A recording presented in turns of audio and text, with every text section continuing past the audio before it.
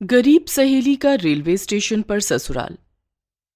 महक और मालिनी दोनों ही बहुत अच्छे घरों से थीं। दोनों के पास खूब पैसा भी था, पर दोनों में एक असमानता थी। जहां महक सब कुछ उड़ा देती थी, वहीं मालिनी सोच समझकर खर्च करती थी। वो महक को समझाती भी थी कि थोड़ा सोचना चाहिए। अरे यार, क्या करना है सोचकर? पिताजी हैं तो सही, इतना सारा पैसा है उनके पास और मैं अकेली औलाद हूं। मैं तो खुले हाथों से खर्च करूंगी। और तू क्या ये पैसे बचा बचा कर खर्च करती है? अंकल भी तो करोड़पति हैं, फिर भी तू इतनी कंजूस है। यार, बात कंजूसी की नहीं है। मुझे बस ये लगता है कि जो जरूरत हो वही लो ना। जबरदस्ती चीजों का ढेर लगाने का क्या मतलब है? भाई, मुझे तो ढेर ही अच्छा लगता है, कपड़ों का, जूतों का, मेकअप का। अच्छा भाई, जो तेरी मर्जी है वो कर। चल अब घर चलते हैं, काफी शॉपिंग हो गई। मुझे भूख भी लग रही है। अरे भूख लगी है तो चल ना, किसी 7 स्टार चलते हैं। घर का खाना कौन खाएगा? अरे पर कुक ने बना दिया होगा ना खाना। अरे तो वो कुत्तों को डाल देना, क्या फर्क पड़ता है? अरे नहीं भैया, ऐसा करो तुम खा लो, मैं तो घर का ही खाऊंगी। महक अपने लिए 2 पिज्जा ऑर्डर करती है। भूख लगी है यार, दोनों खा लूंगी। वो 2-3 स्लाइसेस खाती है और फिर जूठा छोड़ देती है। चल बस हो गया, और नहीं खाना। और ये इसका क्या होगा? अरे यार, तू भी ना बात बात पर कंजूसी दिखाती है। महक बचा हुआ पिज्जा लेती है और डस्टबिन में फेंक देती है। मालिनी उसे देखती रह जाती है, पर कहती कुछ नहीं है। चल घर चल, मूवी देखेंगे और पिज्जा मंगवा लेंगे। हैं? पिज्जा वापस मंगवाना था, वो वहां क्यों फेंक दिया? वही ले आती।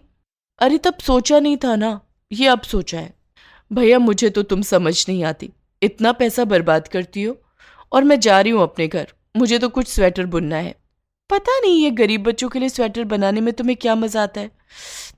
मुझे तो घिन आती है।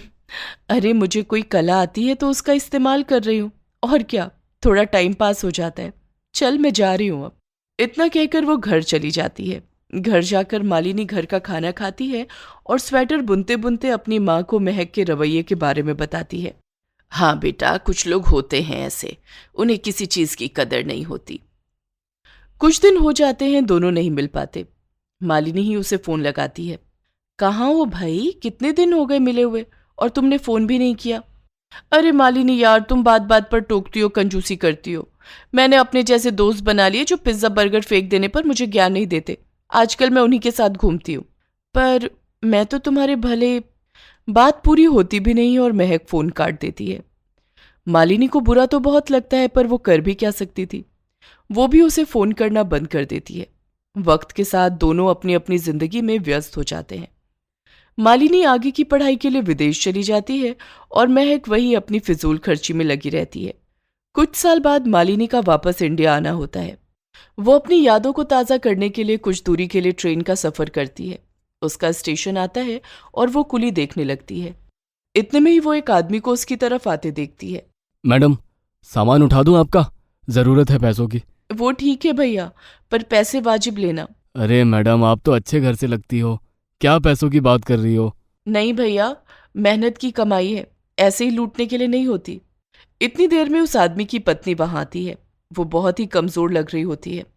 वो भी ट्रॉली में किसी का सामान दूसरे प्लेटफॉर्म पर पहुंचा कर आई थी। अरे किससे झिकझिक कर रहे हो? चलो ना, मैं भी थक गई हूँ। मालिनी को लगता है ये चेहरा तो देखा सा है।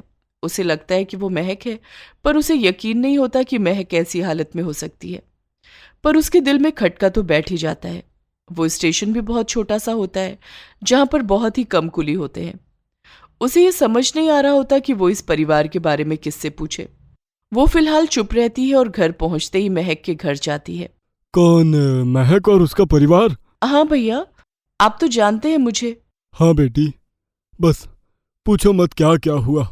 साहब के पार्टनर ने उनको धोखेबाजी के झूठे केस में फंसा दिया। तो अब कहाँ है सब? सब में कौन रह गया बेटी, कोई बचा ही नहीं। मैं क्या बताऊं आपको। ये लो, महक का नंबर लो, आप ही बात कर लेना। मालिनी को पता नहीं क्या सोचती है। वो उसी स्टेशन पर जाती है। उस समय वो कुली किसी से पैसों के लिए बहस कर रही होती है। मालिनी उसको देखते ही फोन मिलाती है। जैसे ही महक फोन उठाती है और हलो हलो बोलती है, मालिनी की आंखों से टप टप आंसू बहने लगते हैं। उसका गला भर आता है। वो बोल कुछ नहीं पाती, पर उसके पास जाकर उसे गले से लगा लेती है। हैं? कौन कौन हो मैडम? 2 मिनट देखो तो सही। जैसे ही महक उसे पहचान जाती है वो नजरें चुराने लगती है।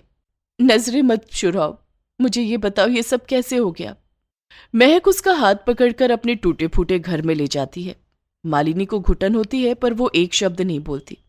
हाँ, बस क्या बताऊं, किस्मत का लेखा। पापा को उनके पार्टनर ने धोखेधड़ी के केस में फंसा दिया। सारा पैसा ले लिया, हमारे पास कुछ नहीं बचा। और ये जो पति है ना मेरे, पापा के पार्टनर का ही बेटा है। उसने अपने पापा के खिलाफ आवाज उठाई। बोला उसने कि पापा आप गलत कर रहे हो, तो उसको भी खाली हाथ घर से निकाल दिया। वो खुद तो घपला करके विदेश भाग गया और पापा सदमे में चल बसे। बस हम दोनों ही अकेले रह गए, न रहने को घर, न हाथ में पैसा, न पेट में दाना। हम दोनों ने शादी कर ली और वो अंदर जो लेटी खांस रही है ना, वो मेरी सास है। उसे टीबी की बीमारी है। जब उन्हें पता चला कि उनके पति ने सच में घपला किया है, वो उन्हें छोड़कर हमारे साथ आ गई। ना हमारे पास इनके इलाज के पैसे हैं, ना इनको पालने के। बस इनके मरने का इंतजार कर रहे हैं। इतना कहकर वो फूट फूट कर रोने लगती है। अरे ऐसा नहीं कहते, मैं हूं ना, मैं संभालूंगी तुम्हें। इतने में एक फटे पुराने कपड़ों में 2-3 साल का लड़का मिट्टी में सना हुआ आता है। माँ माँ, उसने मेरी आधी टॉफी ले ली थी, मैं लड़कर वापस ले आया। ये सुनकर मालिनी की आंखें भर आती हैं। वो चुपचाप उठकर वहां से चली जाती है। चल अंदर, यहाँ कोई नहीं बैठना चाहता है। काहे की पुरानी दोस्त, सब दिखावा है। कुछ दिन बाद महक के पास एक फोन आता है। मैडम, सारा सामान समेत अपने पूरे परिवार को लेकर इस पते पर पहुंच जाइए। पर आप हैं कौन? बस आप आ जाइए। जब महक वहां पहुंचती है तब वहां मालिनी खड़ी होती है। चलो अपने नए घर के अंदर, और हाँ, अलमारी में नए नए कपड़े हैं। सब नहाओ और तैयार होकर बाहर आओ, हम सब खाना खाने जा रहे हैं। महक की आंखें डबडबा जाती हैं। और ये एम्बुलेंस किसके लिए?